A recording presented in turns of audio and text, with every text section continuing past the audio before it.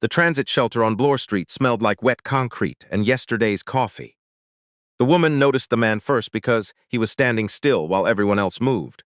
It was 7:14 in the morning, and Toronto was doing what Toronto did in November, pressing down on people with a sky the color of old pewter, squeezing them into their coats, rushing them toward the warmth of anywhere else. But the man in the charcoal overcoat was not moving. He stood at the edge of the curb, cane extended, head tilted at an angle that suggested he was listening to something no one else could hear. His name was Conrad Aldgate. He was 61 years old, recently retired from 32 years as a senior partner at a Bay Street litigation firm, and he had not asked anyone for help in longer than he could remember. The streetcar was coming. Conrad could hear it, the particular metal complaint of the 506 Carlton rounding the bend, the pneumatic exhale before it stopped. He had done this 100 times since losing his vision 2 years ago, had mapped the sound of that approach the way he once mapped courtrooms. Methodically, without sentiment. What he had not mapped was the black ice. His right foot went first. The cane caught nothing useful. For one suspended, terrible moment, Conrad Aldgate, who had argued before the Supreme Court of Canada, who had never in his adult life fallen in a public place, who had spent 32 years making other people's catastrophes into manageable problems, felt the specific terror of a body that has lost its relationship with the ground. A hand caught his elbow, not gently, firmly. The grip of someone who had decided. "I have you, sir," a voice said. "Don't try to correct. Just let your weight settle back." Conrad settled back. The ice was behind him now. The voice had angled him left without his noticing, and his right heel found pavement that held. The streetcar doors opened 4 feet to his left. People streamed past them both. "Thank you," Conrad said. He was breathing with more intention than usual. "The whole stretch from the bus pole to the grate is iced over," the voice said. "The salt truck hasn't been through yet. I've been watching 3 people nearly go down this morning." Conrad turned toward the voice. Male. Young, but not a child. Mid-20s, perhaps. Or younger than that, but weathered into sounding older. There was something in the flatness of the observation. "I've been watching 3 people nearly go down." That did not sound like someone making small talk. "You've been standing out here in this," Conrad said. It was not quite a question. "I don't have anywhere I need to be." The streetcar doors closed. The 506 moved on without either of them. Conrad stood on the cleared patch of pavement and tried to construct the young man from what he'd been given. The grip had been confident, not the hesitant touch of someone who didn't know whether it was appropriate to grab a stranger, but the immediate functional hold of someone accustomed to being useful under pressure. He smelled of cold air and something faintly chemical, like hand sanitizer. His voice had no particular accent beyond a general Canadian flatness, but the phrasing, "Don't try to correct, just let your weight settle," was precise, specific. "Conrad Aldgate," Conrad said and extended his hand. A pause, then the handshake, firm, brief, practiced. "Nico," the young man said, just the one name. Conrad noted the absence of the second and did not press. "Nico," Conrad repeated. "Do you drink coffee?" The Tim Hortons 2 blocks east was warm and smelled of the particular hope that chain coffee shops sell in November. Conrad ordered by memory. He had been coming to this location since before he lost his sight, and the staff knew him with the quiet familiarity of people who respect a regular's need not to be made a project. They brought his large dark roast and set it at 2 o'clock from where his hands rested on the table, the way they always did, without being asked. Nico ordered a medium coffee and a breakfast sandwich and then appeared to reconsider the sandwich, and Conrad said, "Get the sandwich," in the tone he had once reserved for junior associates who were about to make a mistake out of self-consciousness. Nico got the sandwich. They sat across from each other at a corner table. Conrad could hear the young man eating with the careful restraint of someone who was hungry but didn't want to appear to be. "What were you doing out there for 3 hours in the cold?" Conrad asked. 2.5 hours, 2.5 hours. Another pause. The kind that Conrad had learned to read in depositions, not evasion, but genuine consideration of how much truth to offer. "I wasn't sure where else to go," Nico said finally. Conrad wrapped both hands around his coffee cup. "That's a different kind of answer than I expected." "What did you expect? That you'd been waiting for someone? Or for a specific bus?" "No." A brief sound that might have been the beginning of a laugh that didn't develop. "I've been in the city 4 days. I came from Sudbury. I had an address I thought would work out, and it didn't work out, so I've been figuring out what comes next." Conrad said nothing for a moment. He had learned, late in life and the hard way, that silence offered to someone mid-disclosure was often more useful than a question. "I had a room at a friend's place lined up," Nico continued, as though the silence had asked. "Except when I got there, his girlfriend had moved in and there wasn't a room anymore. He's sorry. Everybody's sorry." The flatness in his voice was not bitterness. It was something that had moved past bitterness into a more functional territory. I've been in shelters the last 2 nights. They're fine. I'm not in trouble. I just don't love asking people for things. And yet you grabbed a stranger's arm on an icy curb at 7 in the morning. That's different. How is it different? Nico thought about this. Because you needed it and I was there. That's just what you do. Conrad was quiet for a long moment. He thought about his son, Elliot, who lived in Vancouver and called on birthdays and sometimes Christmas. He thought about the apartment on St. Tite, George Street, where he had lived alone for 6 years, since Patricia had taken the house in Forest Hill and the terms of the separation had been, as these things go, civilized and devastating in equal measure. He thought about the housekeeper, who came Tuesdays and Thursdays, and the grocery delivery service, and the 3 friends from the firm who had suggested lunch in the first year, and then gradually suggested it less, not out of cruelty, but out of the ordinary attrition of other people's busyness. He thought about how many mornings he had stood in his kitchen at 6 a.m. listening to the building breathe and thinking, this is fine. This is what fine looks like. Do you have work experience? He said. Nico set down his coffee. In what? In general. I worked construction for 2 years. Before that, I was in kitchens, dishwasher, prep, one summer as a line cook when someone quit mid-season. I can drive anything with 4 wheels. I did 2 years of business administration at Cambrian before I stopped. Why did you stop? Money, mostly. He paused. My mother got sick. It made sense for me to come home. Conrad nodded once, slowly. And your mother? She's okay now, she's better. She has people around her in Sudbury. A beat. I'm the people she didn't need to worry about. So I stopped being one of her problems. The restaurant noise moved around them. The clatter of a tray, a child demanding a donut, the weather report from someone's phone. Conrad thought, 32 years of reading witnesses. 32 years of separating performance from truth. And this young man was either the most convincing liar he had ever encountered, or he was exactly what he sounded like. He sounded like someone who had made a decision somewhere in the last several years to be useful instead of needy, as though usefulness were a form of dignity he could afford when the other kinds had run short. I need a driver, Conrad said, and someone to manage the practical logistics that have been accumulating badly since my assistant retired last spring and I stopped being able to pretend that independence and stubbornness are the same thing. He picked up his coffee. The position pays well. There is a secondary room in my apartment, currently holding boxes that have no reason to be boxes. You would be welcome to use it while you determine what comes next. The silence that followed was a different kind of silence than the earlier ones. You don't know me, Nico said. I know that you stood in the cold for 2.5 hours, rather than ask anyone for help, and that when a stranger needed you, you helped him without being asked and without expecting anything. Conrad set down his cup. I've made more consequential judgments on thinner evidence. I could be anyone. You could, are you? Another pause, longer than the others. No, Nico said quietly. I'm not anyone particularly interesting. That, said Conrad, is almost certainly not true. The boxes in the secondary room turned out to be from Patricia's mother's estate, items Conrad had accepted in the settlement and then not known what to do with, because Patricia's mother had been a woman who kept things, and Conrad had spent 32 years in a profession that required him to understand the weight of objects that belonged to other people's grief. Nico unpacked them without being asked. He didn't announce that he was doing it. Conrad heard the movement on the second evening, heard the careful sound of someone handling unfamiliar things with respect, and did not say anything. On the third morning, Nico placed a mug of coffee on the kitchen counter at 6:15 a.m., at the exact position Conrad habitually reached for it, and said nothing at all, and went to make breakfast. Conrad stood in his kitchen in the dark that was the same as all his other darks, and thought, how did you know? He knew because Conrad had made coffee at 6:15 the first morning and reached for the mug at the same spot, and Nico had filed it. The way someone files information they know they will need. The way someone pays attention when they understand instinctively, that attention is a form of care. It was not a small thing. In Conrad's experience, most people, even kind people, even attentive people, treated a blind person's routines as obstacles to be managed rather than systems to be learned. They moved things to be helpful and then were confused when helpful became difficult. Nico moved nothing. He mapped instead.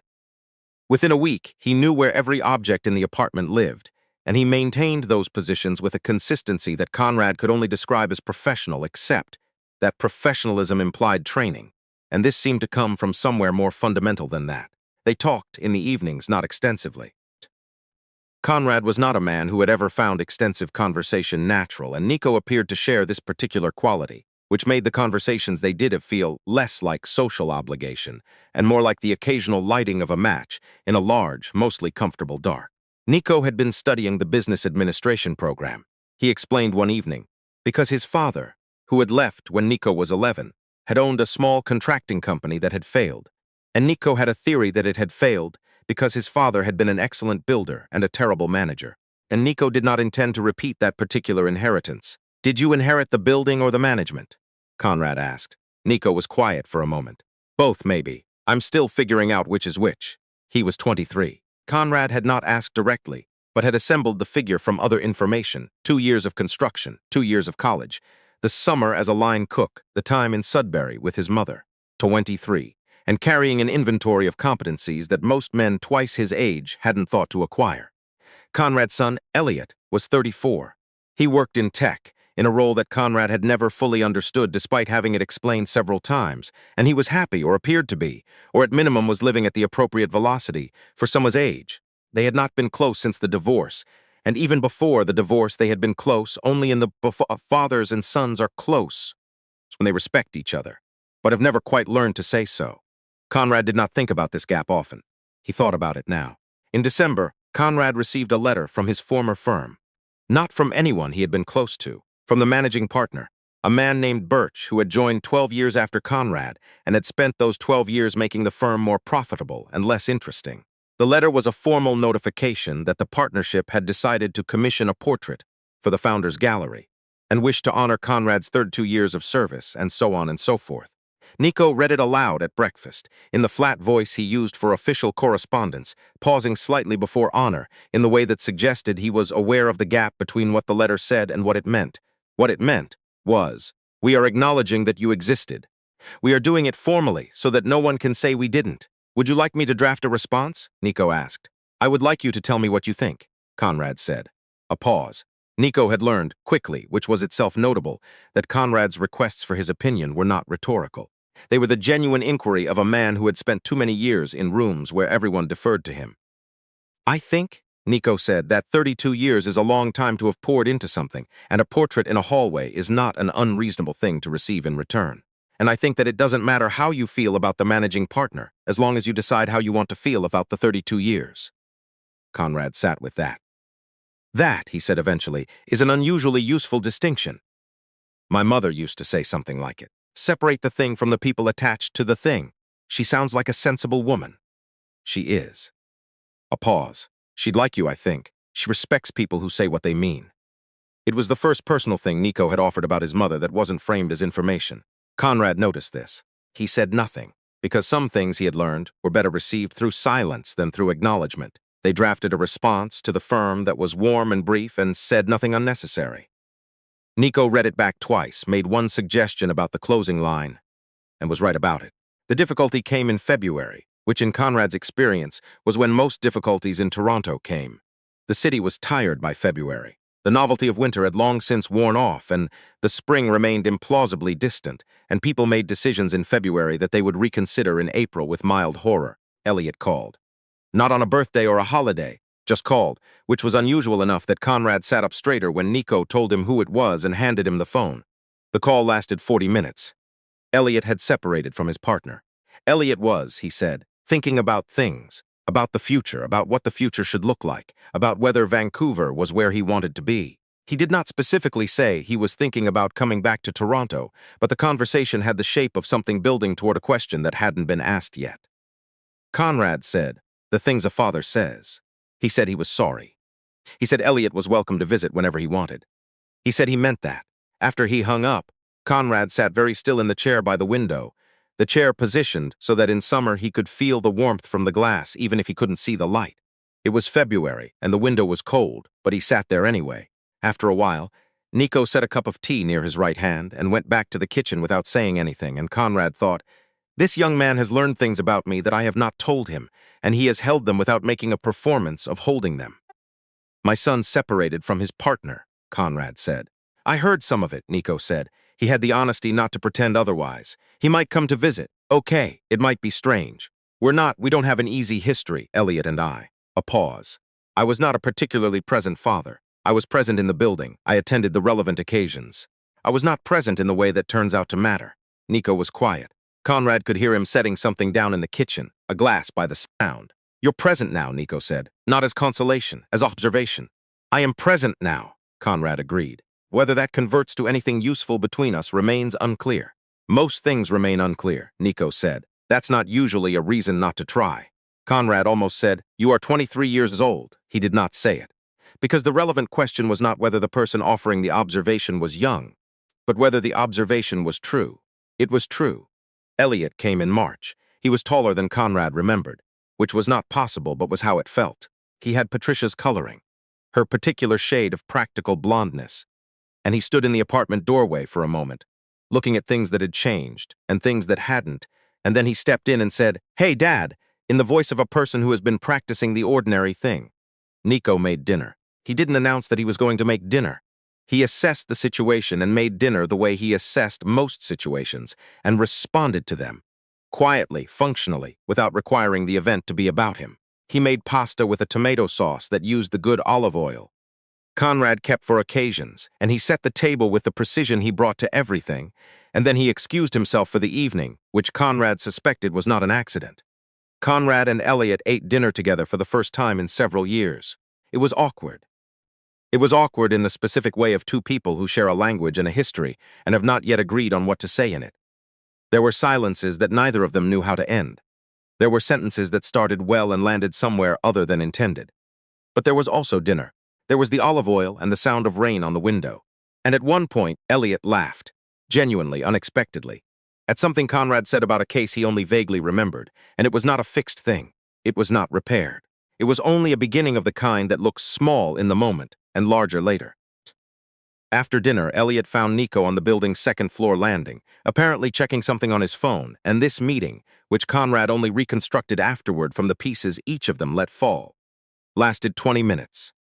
What was said between them, Conrad did not know in full. He knew that Elliot came back into the apartment and sat on the couch and said, He's good, and that there was something in the way he said it that was less about Nico specifically, and more about what Nico being there meant, about the evidence it constituted. He is good, Conrad said. He knows where everything is in your kitchen. He mapped it in the first week. Elliot was quiet for a moment. I didn't know any of that. Where things were, when I was a kid. He paused. I didn't know what kind of coffee you took or when you got up or any of it. We were in the same house. Conrad did not say. I know, he said. I was not particularly good at being known. Yeah, Elliot exhaled. Neither was I. Maybe that's the thing. It was not a resolution. It was the acknowledgement that there was something to resolve, which is its own kind of step. In April, Nico received a phone call from Sudbury. He took it in his room with the door closed, which he never did, which was itself an indication. When he came out, he sat at the kitchen table and was quiet in a different way than his ordinary quiet. His mother had been offered a job in Thunder Bay. His mother wanted to take it. His mother wanted to know carefully whether he had plans. She's asking if you're coming back, Conrad said. She's asking without asking. Nico looked at the table. She's been doing that my whole life. She doesn't want to pull people toward her. She spent a lot of years being pulled toward other people's problems, and she doesn't want to become one herself. Conrad recognized this particular shape of character. He had married a version of it, at some distance from himself. He had seen it in the mirror on certain mornings when he was honest about what he saw there. What do you want to do? Conrad asked. Nico looked up. It was one of those moments. Conrad could hear it in the shift in his breathing, in the fractional silence before the answer, where the question had reached someone who had forgotten they were allowed to be asked it. I want to finish the business program, Nico said. There's a good one at Ryerson. Metro, I mean. I looked it up in January. A pause. I want to be close enough to be useful when she needs it and far enough that she doesn't feel guilty about the distance. Another pause. I think I want to stay in Toronto. I think Toronto is where I'm supposed to be next. He said it with the careful exactness of someone who has not often allowed themselves the luxury of wanting things and is learning, slowly, that the wanting is not the dangerous part. Then stay, Conrad said. Nico looked at him. I mean that practically, and not only sentimentally, Conrad added. You've spent 5 months making this apartment functional, in ways I had stopped believing it could be functional. I have no interest in returning to the state I was in before. He paused. And if you're going to complete a business program, you should not be paying Toronto rent with the money I'm already paying you, which would be inefficient to a degree I find professionally offensive. Nico was very still for a moment. You're saying I should stay, he said. I'm saying it would be mutually beneficial. Those aren't the same thing. Conrad was quiet for a moment. No, he said. They're not. Another pause. Both are true. Nico was 23 years old and had driven in from Sudbury with a bag that fit in an overhead compartment and a plan that had failed on arrival and had spent 2.5 hours standing in the cold watching strangers almost fall because he didn't know what else to do, and he was constitutionally incapable of being present without being useful, he said. Okay, just that. The way Conrad had once accepted partnership offers with the brevity of someone who has already decided and is simply completing the formality. The portrait was unveiled at the firm in late April. Conrad attended with Nico, who drove and stood slightly to Conrad's left throughout the ceremony and described, in a low voice, and with the particular economy he brought to all description, the things worth knowing. The room was full. The portrait was a good likeness. The managing partner, Birch, gave a speech that was gracious and somewhat shorter than expected. Is the painting good? Conrad asked quietly during the applause. Nico considered. It looks like you, he said, but it looks like you in a courtroom. Not like you in the kitchen at 6 in the morning, which is more accurate. The kitchen, Nico said, without hesitation. Conrad faced forward into the applause, which meant he was facing the portrait, which meant he was facing the version of himself that had existed for 32 years in those rooms, precise, unyielding, impeccably constructed. And he thought, that person was real. That person did things that mattered. And that person was not, in the end, the whole of it. The applause faded. People came to speak to him. He shook hands and received small, precise words and gave them back with the ease of practice. Nico stood slightly to his left.